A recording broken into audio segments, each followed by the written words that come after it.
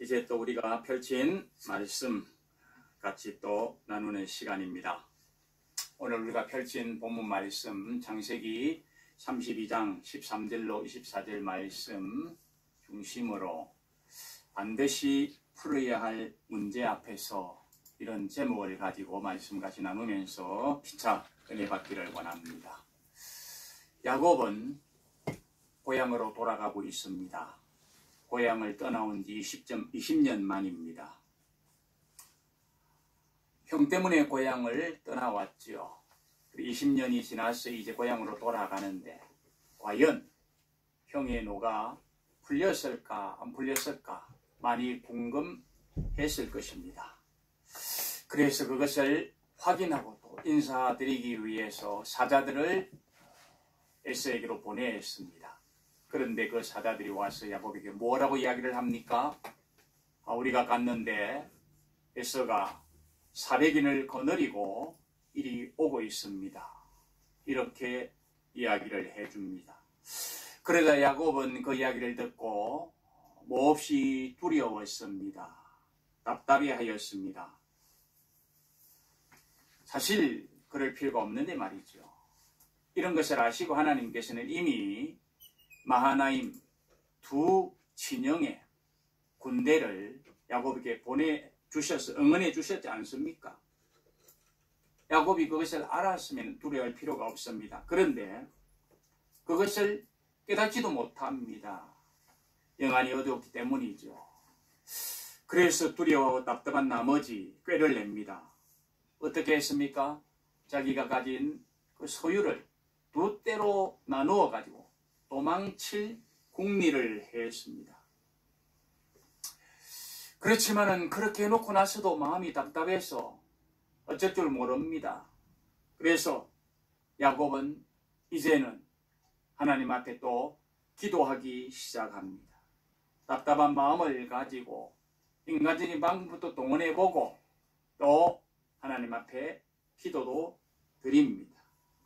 에서가 너무나도 겁이 났기 때문에 그냥 안절부절하는 것이죠. 만약에 야곱이 하나님께서 보내주신 이 마하나임의 은총, 그것을 깨달았다면 이럴 필요가 없는데 아직 깨닫지 못하기 때문에 그렇게 하는 거죠. 그리고 이렇게 깨닫지 못하고 인간적인 방법도 시도해보고 하나님께 또 기도도 해보는데 그때 만약에 하나님께서 야곱의 기도를 들으시고 야곱아 너에게 내가 보여줬지 않냐? 왜 못 깨달아? 이렇게 지적하면서 다시 한번 응답해 주시고 용기를 주시면은 저 어려움만 하나님께서는 그냥 야곱의 기도를 들으시고 침묵해버리고 말았습니다. 왜 하나님께서 침묵하셨을까요? 아마 이런 의미가 아니겠습니까? 야, 너 지금 왜 그 쓸데없는 기도하고 있어? 이미 너에게 내가 응원한다고 메시지 보내주었는데 너 두 천사 봤자 두 진영의 천사들 그 수많은 군대들 보았잖아. 너를 위하여 응원한 거야. 너 다시 생각해봐. 그 본 게 뭔지. 이렇게 깨달아 보라고 하나님께서 아마 침묵하지 않았을까 그런 생각을 합니다. 그런 의미에서요. 우리가 기도할 적에도 하나님께서 침묵하시는 그때는 다시 한번 살펴봐야 됩니다. 혹시 내가 이 부분에 대해서는 하나님께서 이미 응답해 주셨고 은총 베풀어 주셨는데 그건 내가 지나쳐버리고 깨닫지 못하기 때문에 내가 누리지 못하는 것 아닌가? 이걸 한번 생각해 보아야 됩니다. 다시 말씀드리면 어떤 경우에는 하나님께서 침묵하시는 것도 하나님의 사역이고 하나님의 섭리일 수 있다라는 것입니다. 야곱을 보니 분명히 그렇습니다. 그러므로 야곱은 어때요? 하나님이 침묵하시니까 내가 놓친 것이 있나? 되돌아봐야지. 이렇게 했는지 모르겠습니다. 아니면 그냥 그렇게 하지도 못하고 또다시 자기 생각을 했는지는 모르겠습니다만은 어쨌든 이제 13절 말씀을 보면은 이 마하나임에서 야곱은 밤을 맞게 됐습니다. 그죠? 두 때 나누었다가 또 기도도 해보면서 드디어 이제 밤을 맞게 됐다는 거죠. 그러면서 이제 야곱은 어떻게 합니까? 그의 소유 중에서 형 에서에게 보낼 예물을 이제 준비하는 것을 보게 됩니다. 그런데 이 에서가 그 예물을 어떻게 준비했는가를 한번 보십시다. 그 소유 중에서 준비했다 이랬죠. 그런데 그 소유 중에서라는 말이 재미있습니다. 이것을 킹 제임스 버전에서는 뭐라고 표현을 해놓았느냐 하면 of that which come to his hand 이렇게 이야기를 했습니다. 직역을 한다면 야곱이 손에 들어오는 것에서부터 이렇게 예물을 선택을 했다는 것입니다. 이 말은 야곱이 가만히 살펴보고 이것 좋으니까 이것 택하자, 저것 좋으니까 저것 택하자 이런 것이 아니라는 거죠. 그냥 자기 손에 잡히는 것, 그죠? 손으로 들어오는 것이나 아무거나 허겁지겁 잡아가지고 예물을 준비했다라는 것입니다. 왜 그랬을까요? 물론 만약에 야곱이 밤에 이 예물을 준비했다면 어두워서 어느 놈이 좋은 건지 좋지 않은 건지 알 수가 없잖아요. 그러니까 손이 잡히는 대로 예물을 준비했을 수가 있죠. 그리고 그보다 더 중요한 것이 있습니다. 그게 뭡니까? 형이 지금 자기에게 이제 접근해 왔잖아요. 하루만 있으면 만나잖아요. 몹시도 부담이 되잖아요. 두렵잖아요. 떨리잖아요. 그러니까 너무 급한 거예요. 빨리 예물을 준비해가지고 형에게 보내어서 그 예물로 형의 마음을 풀고 싶은 거예요. 다른 생각이 없어요. 그러니까 그냥 허겁지겁 서둘러서 손에 잡히는 대로, 그죠? 그것을 잡아가지고 이제 형에게 드릴 예물을 준비했다는 것 아닙니까? 그리고 14절로 넘어가 보면은요, 이 야곱이 준비한 예물이 얼마나 많았던가 하는 것을 보여줍니다. 보니까 암염소가 200이었습니다. 순염소가 20이고 암양이 200입니다. 순양이 20입니다. 그리고 15절 말씀에 보면은 전나는 낙타가 30, 그리고 딸린 새끼도 두었다고 합니다. 그리고 암소가 40이고 황소 10, 암낙이 20, 그 새끼 낙이 10. 이렇게 이것을 도합해 보니까 550마리나 됩니다. 여기에 그 낙타 새끼는 포함되지 않은 숫자입니다. 포함하면 550보다 훨씬 많겠죠? 그래서 어떤 분들은 한 580마리쯤 되었을 것이다, 이렇게 이야기하는 분들도 있습니다. 어쨌든 550마리 이상의 이 어마어마한 가축들을 형을 위해서 보내려고 준비를 하는 것입니다. 야곱의 소유가 엄청나게 많았던 것을 봅니다. 다 보내지는 않았을 거 아니에요. 자, 그런데 야곱이 하나님 앞에 기도드리기 전에는 어떻게 꾀를 내려고 했습니까? 두 떼를 나누어 가지고 형을 만나서 형이 만약에 한 떼를 치면은 다른 한 떼를 모르고 도망가겠다, 도망칠 공리를 했죠. 그런데 이제 기도를 하고 나니까 생각이 바뀐 거죠. 어떻게 했습니까? 그래서 그냥 예물을 준비해 가지고 어떻게 했는지 형의 마음을 풀어보려고 했다라는 것입니다. 그래서 이 550마리가 넘는 이 어마어마한 가축을 예물로 준비해서 형에게 보내려고 하는 것입니다. 따라서 이제 16절로 넘어가 보면은 야곱은 그 준비한 예물들을 각 떼로 나누어서 종들의 손에 맡기고 그 종들을 자기 앞서 이제 형 에서에게 보냈다, 이렇게 이야기합니다. 그러면서 이 각 떼를 나눈 이 예물들도 그냥 무리를 지어 가도록 하지 않고 어떻게 해요? 거리를 뛰어 가지고, 모르겠어요, 한 5m나 10m를 뛰어서 갔는지 아니면 한 1m, 2m 뛰어갔는지 모르지만 떼를 여러 떼로 나누어 가지고 또 거리를 뛰어 가지고 이렇게 이제 에서에게 갖다 바치도록 하는 것을 볼 수가 있습니다. 우리는 이것을 보면서 역시 야곱답습니다. 그죠? 야곱은 참 교활합니다. 그래서 기발한 전략을 짠 것입니다. 그죠? 이렇게 이제 예물을 준비해가지고 한 떼로 아니고 여러 떼로 나누어서 그것도 간격을 두고 이렇게 가면은 그 떼가 길다랗게 보이고 얼마나 많아 보이겠습니까? 이렇게 함으로써 이제 형 에서의 관심을 사보겠다는 것입니다.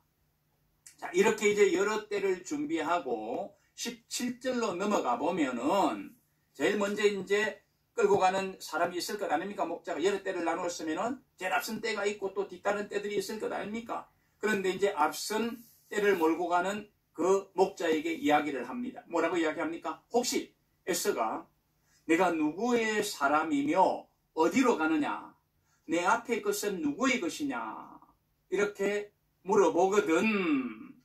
18절 보십니다. 뭐라고 합니까? 주의 종 야곱의 것이요 자기 주 에서에게로 보내는 예물이오니 그리고 야곱도 우리 뒤에 있다. 이렇게 말씀을 드리라고 했습니다.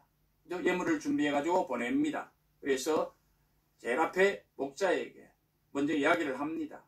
가서 에서 만나서 에서가 묻거든 이것은 주께서 야곱이 준비해서 드리려고 하는 예물입니다. 그리고 야곱도 곧 따라와서 당신께 용서를 빌려고 합니다. 이렇게 이야기를 하라는 것입니다.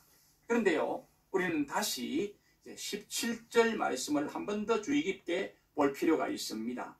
거기에 보시면은 어떻게 합니까?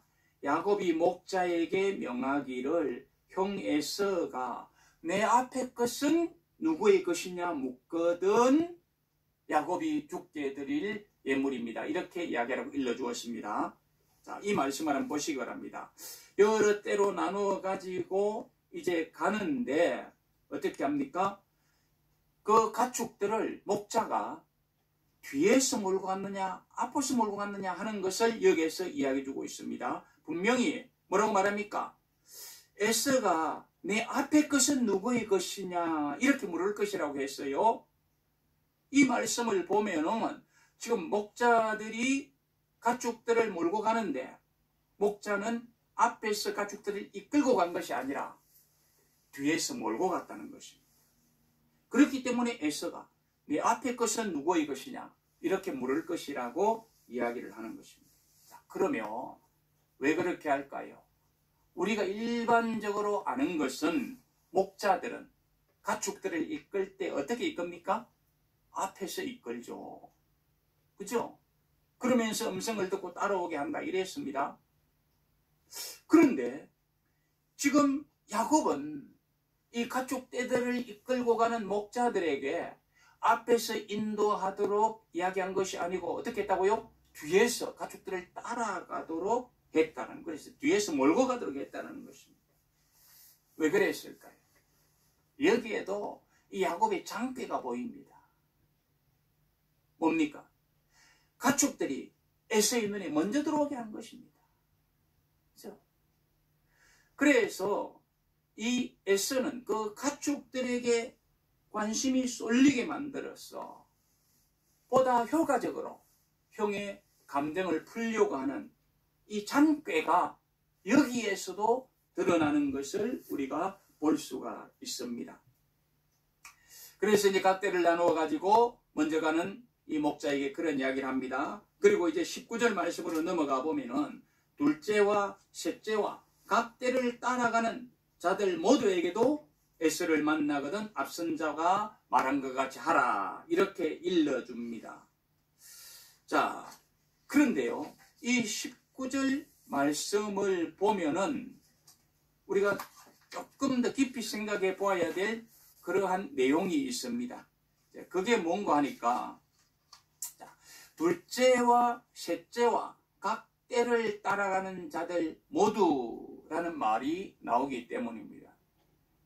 이것은 이제 야곱이 가축 때를 몇 대로 나누었는가 하는 것을 생각해 보게 하는데, 보편적으로 앞에 보니까 셋 대 이렇게 이야기를 하는 것 같이 보이지만은, 그죠? 첫째, 둘째, 셋째 이렇게 나오니까.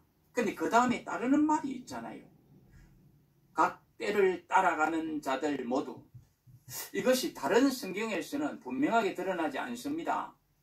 이 따라가는 자들이 둘째와 셋째를 말하는 것인지, 아니면 둘째, 셋째, 그리고 다른 또 목자들을 말하는 것인지 분명하지 않은데, NIV에서는요, 이것을 분명하게 그냥 구분해 놓고 있어요.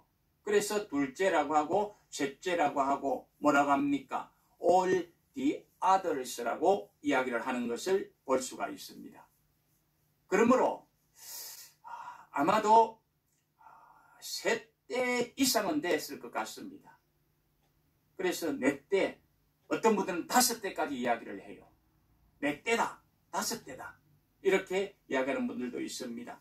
그러나 잘 모르겠습니다. 어쨌든 이렇게 여러 때를 나누어서 형 에서에게 이제 야곱이 예물을 드리는 것을 볼 수가 있습니다. 그리고 이제 20절로 넘어가 보면은 야곱이 이렇게 가축을 여러 때로 나누어 길게 늘어지게 한 이유를 설명을 해줍니다. 뭐라고 설명합니까? 이는 야곱이 말하기를 내가 내 앞에 보내는 예물로 형의 감정을 푼 후에 대면하면 형이 혹시 나를 받아주리라 함이더라. 이렇게 이제 꾀를 내었다는 것입니다. 길다랗게 여러 때를 내고, 그죠? 그리고 목자가 앞서서 인도한 것이 아니고 뒤에서 먼저 양이, 먼저 염소가, 먼저 예물이 보이도록 이런 전략을 세워가지고 결국은 어떻게 했는지 형의 감정이 풀리도록 해보려고 이렇게 애를 쓰고 있는 야곱을 볼 수가 있습니다. 무엇입니까? 야곱에게는 꼭 풀어야 할 문제가 있기 때문에 그렇습니다. 어떻게 해서든지 형의 감정을 풀고 화해를 하고 싶은 마음이 있었기 때문에 그렇습니다. 그래서 이렇게 이제 물질로, 그죠? 예물로 형의 관심을 사려고 합니다. 그러면 이 문제가, 이 야곱의 방법이 효과를 낼 수 있을까요? 효과를 내면 좋은데 효과를 못 내면 어때요? 낭패지요. 우리가 성경을 보든지 아니면 역사적으로 보면은 어떻습니까? 이렇게 예물이나 아니면은 다른 어떤 것으로 사람의 관심을 싸서 틀어진 관계가 회복되는 부분도 있지만 그러지 못하는 부분도 있었던 것을 많이 봅니다. 예를 들어 보십니다. 여러분들은 클레오파트라 이야기를 아실 것입니다. 이 클레오파트라가 시저의 애인이 되어서 한동안 이제 부를 축적을 합니다. 그런데 어쩝니까? 시저가 살해를 당하잖아요. 그리고 난 이후에 이제 로마를 통치하는 사람이 누굽니까? 안토니우스죠. 나중에는 이제 옥타비아누스까지 하고 크라수스까지 가서 3두 정치를 하다가 2주 정치를 하다가 2두 정치에서 이제 싸우는 일이 있습니다만 어쨌든 안토니우스가 이제 권력을 잡습니다. 그리고는 이 안토니우스가 이 시저의 애인으로 있던 클레오파트라가 세금을 탈루했다는 것을 잘 알고 있습니다. 그래서 이 문제를 걸고 넘어지고 이 클레오파트라를 골탕 먹이려고 합니다. 그런데 이 클레오파트라도 보통이 넘는 여인이었습니다. 그래서 이런 것을 안 이 클레오파트라는 자기 재산이 몰수당할 것 같으니까 전략을 짭니다. 꾀를 냅니다. 그래가지고 어떻게 하느냐 하면은 안토니우스가 이 타르수스가 어디냐면은 바울의 고향 다소 있잖아요. 다소를 타르수스라고도 부릅니다. 이 다소 강으로 이제 온다는 것을 알았어요. 그래서 클레오파트라는 이제 안토니우스가 그 배를 타고 다소 강으로 온다는 소식을 듣고는 얼른 뭘 준비하느냐면은 금장색 배를 준비합니다. 그래가지고 노예들에게 은장색 노를 젓도록 합니다. 그리고 붉은 깃발을 올리도록 합니다. 그렇게 아름답게 배를 꾸미고 그 안에는 아주 화려한 옷을 입은 클레오파트라가 탑니다. 그래가지고 이제 안토니우스를 마중 나가는 것입니다. 그 안토니우스가 오면서 보니까 아주 휘황찬란하고 빛나는 배가 있잖아요. 누구 것인가 관심을 가지지 않겠습니까? 그래서 접근해서 이렇게 이제 결국 들여다보니까 그 안에는 아주 화사하고 화려하게 입은 미모의 클레오파트라가 딱 있는 거예요. 그게 그냥 마음이 빼앗겨버립니다. 그래서 세금 탈루한 그 클레오파트라의 재산을 몰수하려고 했던 이 안토니우스는 클레오파트라의 전략에 말려서 그냥 치마폭에 감사하게 되었지 않습니까? 이 클레오파트라의 전략이 먹힌 것입니다. 그러나 반대의 경우도 있어요. 어떤 경우입니까? 자, 사네립을 한번 우리 생각해 봅니다. 그리고 히스기야를 한번 생각해 봅니다. 히스기야가 통치할 때에 사네립이 이스라엘을, 유다를 침공했습니다. 그래가지고 모든 성읍을 막 함락시킵니다. 그리고는 이제 이 예루살렘까지 공격을 오려고 합니다. 그럴 때에 히스기야는 얼른 조공을 바칩니다. 아주 귀한 예물들을 준비해 가지고 이 사내립에게 드리면서 마음을 풀고 돌아가 주기를 요청을 합니다. 그런데 그렇게 많은 조공을 받은 사내립은 마음을 바꾸지 않습니다. 그래서 결국은 어떻게 합니까? 예루살렘을 침공하기 위해서 들어와서 예루살렘을 에워쌌던 것을 봅니다. 이런 것은 성경에도 나타나고 대행박물관에 가면은 기록 문서들을 통해서도 확인할 수가 있습니다. 따라서 어떤 경우에는 인간적인 방법이 통하는 경우가 있지만은 안 통하는 경우가 있다라는 것이죠. 그러므로 지금 야곱은 이 물질 공세로 형 감정을 풀어보려고 하는데 이것이 먹힐 수도 있고 먹히지 않을 수도 있는데 야곱이 잘 모르잖아요.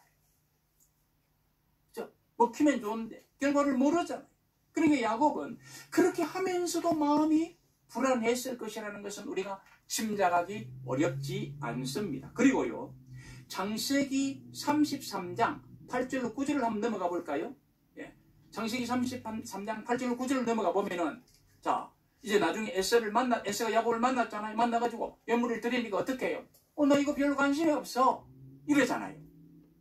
에서는 이미 많은 것을 소유하고 있었기 때문에 야곱이 준비한 예물에 대해서는 관심이 없는 거예요.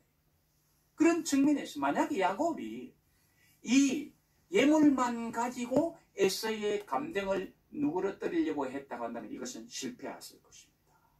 그죠? 그러나 야곱은 이런 것을 모르기 때문에 일단 예물을 그렇게 준비했습니다. 형의 노가 풀리기를 바라면서요.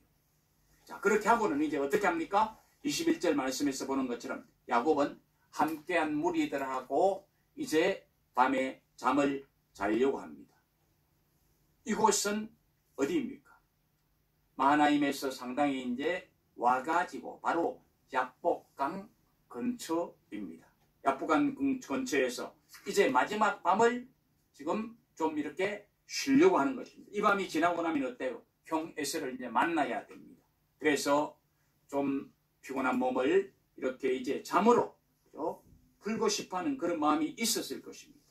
그러나 밤에 잠을 자려고 해도 야곱은 잠을 잘 수가 없습니다. 걱정이 태산 같으니까요. 반드시 풀어야 할 이 문제를 아직도 어떻게 풀어야 될지 모르기 때문에 이런저런 방법을 강구해보지만 야곱에게는 확신이 없잖아요. 그리고 이것이 풀리는 것은 야곱 편에 있는 것이 아니잖아요. 그렇기 때문에 야곱은 여러 가지 복잡한 심정으로 잠을 자고 싶지만은 잠을 잘 수가 없었던 것입니다. 따라서 21절 말씀을 보면은 야곱은 어떻게 합니까? 밤에 자리에서 일어났다고 합니다. 그리고 그 밤에 두 아내와 두 몸종과 11 아들들을 인도해서 야복 나루를 건넜다고 이야기를 합니다.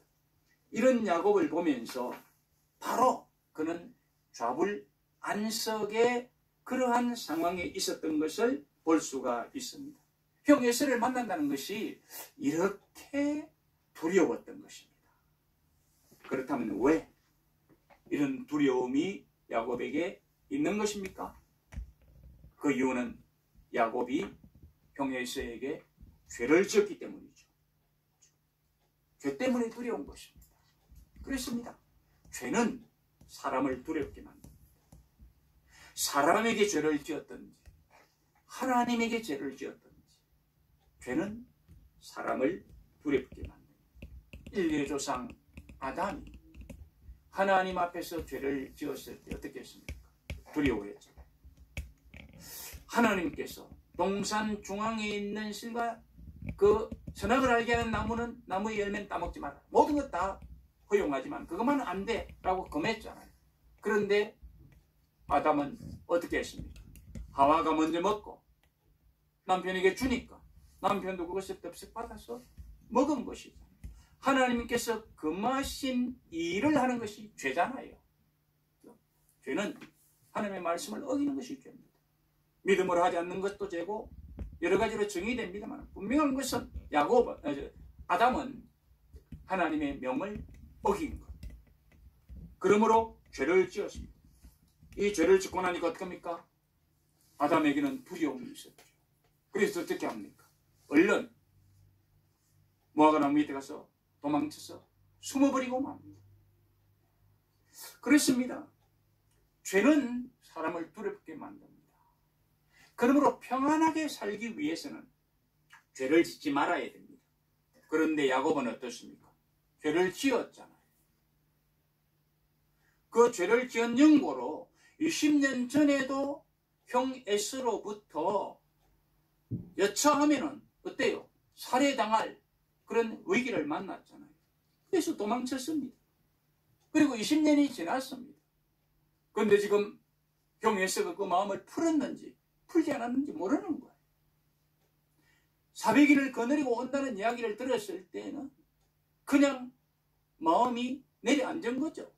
어찌할 줄을 모릅니다. 그래서 처음에는 도망칠 생각도 해봤잖아요. 두 때를 나누어가지고.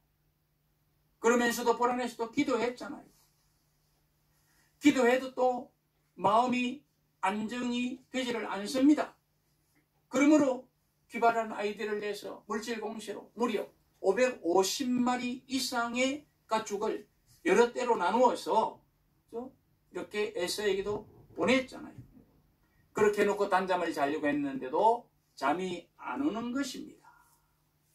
그래서 그냥 자리를 박차고 일어나서 가족들을 야복나루를 다 건너게 하는 것을 우리가 볼 수가 있습니다. 그래서 23절 말씀, 야곱은 그들을 인도하여 야복나루를 건너가게 하고 그 소유도 건너가게 하였다. 이렇게 말씀하고 있습니다. 자, 저는 여기서 당시 야곱이 건넜던 야복강에 대해서 사진으로 한번 같이 보기를 원합니다. 당시의 야복강은요, 지금은 뭐라고 부르냐면 와디 제르카라고 부릅니다. 와디 제르카라는 이름은 맑고 푸른 강이라는 뜻입니다. 그런데 옛날에는 이렇게 안 부르고 야복강이라 이렇게 불렀죠. 자, 지금은 저 야복강이 저렇게 넓게 흐르고 있어요. 근데 저건 이제 하류고 조금 상류로 올라가서 또 다른 사진을 한번 봅니다. 그러면 강의 폭이 상당히 좁아지죠, 그죠? 좁아집니다. 그리고 더 상류로 한번 올라가 보십시다. 더 상류로 올라가면 저렇게 폭이 많이 좁아졌습니다. 그리고 넓은 공간도 있습니다. 그래서 아마 사람들은 추측하기를 저곳을 통해서 야곱은 이제 가족들과 나머지 소유를 건너가게 했을 것이다. 이렇게 이야기를 합니다. 그리고 야복 나루를 건넜다고 할 적에 나루라는 것이 뭡니까? 건널목이잖아요. 나루라는 것은. 그러니까 강의 폭이 넓고 깊은 곳을 건너기는 어렵잖아요. 그래서 저런 지경에서 아마 이제 모든 소유를 건너가게 했을 것이다. 이렇게 우리가 한번 생각을 해볼 수가 있습니다. 자, 그런데 야곱은 모든 가족들과 소유는 저렇게 강을 건너가게 하였지만 자기는 어떻게 합니까? 건너지 않습니다. 건너가게 했다. 이렇게. 자기는 있고 다른 것들은 가게 했다는 것이죠. 그래서 24절 상반절 말씀에 보면 뭐라고 말합니까? 야곱은 홀로 남았다. 강을 건너지 않고 홀로 남았다고 이야기합니다. 이런 사실을 두고 어떤 분들은 이렇게도 이야기합니다. 가족들 떼져가지고 다 보내놓고 그것도 안 되니까 이제는 가족들까지도 하여튼 다 맡겨버린다. 자기만 살려고. 이렇게 해석하는 분들도 있습니다. 그런데 야곱이 그렇게까지 했을까 하는 생각을 해봅니다. 어쨌든 야곱은 모든 것을 다 보내고 혼자 야복강가에 남아 있는 것을 볼 수가 있습니다. 왜 그랬을까요? 왜요? 성경이 그 이유를 밝혀주지 않습니다. 그러므로 속 시원하게 이렇다라고 말씀은 드릴 수가 없습니다. 그러나 이 이유에 대해서는 우리가 다음 시간에 조금 더 한번 구체적으로 생각을 볼 것입니다. 그러나 분명한 것은 하나 있습니다. 지금 모든 것은 다 보냈는데 야곱이 홀로 남은 것은 이것도 하나님께서 섭리하신 것이라. 이렇게 우리는 분명하게 이야기를 할 수가 있습니다. 아무튼 이제 야곱은 홀로입니다. 그리고 밤입니다. 자, 혼자이지요, 밤이지요. 염려와 근심을 가지고 있는 혼자 아닙니까? 밤 아닙니까? 얼마나 고독하고 얼마나 외롭겠습니까? 고독하고 힘들 때 주변에 사람들이라도 있어주면 위안이 됩니다. 더군다나 가족들이 함께 있어주면 더 힘을 얻을 수 있습니다. 그런데 이제는 주변에 아무도 없습니다. 다 떠났습니다. 가족들도 다 건너가 버렸습니다. 자기 혼자입니다. 한없이 외로울 수 있습니다. 고통스러울 수 있습니다. 그러므로 어떤 면에서 보면 자기 인생이 이제는 끝자락에 왔다, 이런 생각을 할 수가 있습니다. 그런 중에 할 수 있는 것은, 사람이 이런 일을 만나면 할 수 있는 것은 무엇입니까? 좌절하고 낙심하거나 아니면 하나님 앞에 진실로 의지하고 기도하는 것입니다. 이 둘 중에 하나밖에 없습니다. 좌절하고 포기하든지 아니면 이제 몸부림치면서 하나님 앞에 기도하든지. 그런데 아마도 야곱은 이 인생의 끝자락에서 반드시 풀어야 할 문제를 놓고 하나님께 기도하기 시작했던 것 같습니다. 아마도 이런 기도를 드리겠죠. 하나님을 더 신뢰하기 원합니다. 내 영안이 더 열리기를 원합니다. 하나님, 내가 전에 죄를 지었기 때문에 이렇게 불안합니다. 그 죄 때문에 제 처지가 지금 이렇습니다. 내 인생 끝자락에 이렇게 앉아 있습니다. 하나님, 이것들을 해결할 수 있도록 해주십시오. 아마 이렇게 하나님 더 신뢰하기를 원하고 형 앞에서 잘못한 것을 회개하는 그런 심정으로 기도를 하지 않았을까, 이런 생각을 할 수가 있습니다. 그러자 어떤 일이 벌어집니까? 24절 하반절 말씀에서 보는 것처럼 어떤 사람이 야곱에게 씨름을 걸어왔다. 그래서 날이 새도록 야곱과 씨름했다. 이렇게 이야기합니다. 어떤 사람이 야곱에게 씨름을 걸어왔다. 그렇게 해서 무슨 일이 벌어졌을까요? 어떤 결과가 나왔을까요? 이거 역시 우리는 다음 시간에 살피도록 하겠습니다. 말씀을 정리합니다. 야곱은 아버지 이삭이 계시는 고향으로 돌아가고 있습니다. 그렇지만 한 가지 반드시 풀어야 할 문제를 앞에 놓고 고민하고 두려워하고 걱정하고 있습니다. 그 문제는 바로 무엇입니까? 형 에서와 이 틀어진 관계를 회복해야만 하는 것입니다. 그러기 위해서 사자를 보냈습니다. 그러나 형은 자백인 군사를 거느리고 옵니다. 두려움이 몰려왔습니다. 몹시도 답답했습니다. 그래서 처음에는 야곱이 껴를 한때 죽이고 나머지 때 몰고 도망가자, 이 작전 펼쳤습니다. 그런데 이게 먹히겠습니까? 야곱도 계산이 하는 사람 아닙니까? 도망가봐야 얼마나 가겠습니까? 이거 안 된다. 하나님 도와주십시오. 야곱의 에서의 손에서 건져주십시오. 기도하기를 시작했습니다. 믿음의 사람들은 기도하는 것이죠. 그런데 기도하고도 어때요? 아직도 온전하지 못하기 때문에, 아직도 영안이 완전히 받지 못하기 때문에 어때요? 기도하면서도 또 두려워하는 거예요. 이것이 오늘날 저와 여러분들의 현실일 수도 있습니다. 구원해달라고 기도를 하지만은 그럼에도 불안합니다. 그래서 또 어떻게 합니까? 이제는 물질 공세를 하기 위해서 자기가 가진 소유를 여러 때로 나누어서 많이 보이게 합니다. 550마리나 되는, 아니 그 이상이 되는 이런 예물을 준비해가지고 형에게 보냅니다. 이러면 되겠지 생각하고 보냈겠죠. 그러나 보내고 나서 잠을 청하니 잠을 잘 수가 없습니다. 가족들도 다 떠나보냅니다. 이제는 혼자입니다. 홀로 남았습니다. 두려워합니다. 인생 끝자락에 섰습니다. 왜 이렇게 됐습니까? 하나님을 신실히 신뢰하지 못했기 때문입니다. 영안이 어둡기 때문이죠. 죄를 짓고 해결하지 못한 연고입니다. 그래서 여기까지 왔습니다. 그렇다면 저와 여러분들은 어떻게 살아가고 있습니까? 지금 현재의 삶이 어떻게 보면 위기의 삶은 아닙니까? 어떻게 보면 반드시 풀어야 할 문제를 안고 있는 그 순간이 아닙니까? 이것을 해결하지 못하고 풀지 못하기 까닭에 내 인생이 피곤하지 않습니까? 평안함이 없는 것이 아닙니까? 두렵고 답답한 마음이 있는 것이 아닙니까? 때로는 내 마음에서 혈기가 올라오는 것 아닙니까? 그럴 수 있습니다. 그러므로 우리는 오늘 생각하는 이 말씀을 통해서 그래, 나는 반드시 풀어야 할 인생의 문제를 가지고 살아가는 사람이야.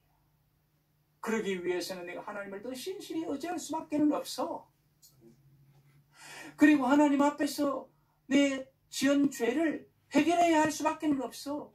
이것이 인간에게서든지 사람에게서든지 하나님과의 관계에서든지 이것을 우리는 해결해야 돼. 그래야만은 나에게 참 평안이 올 수가 있어.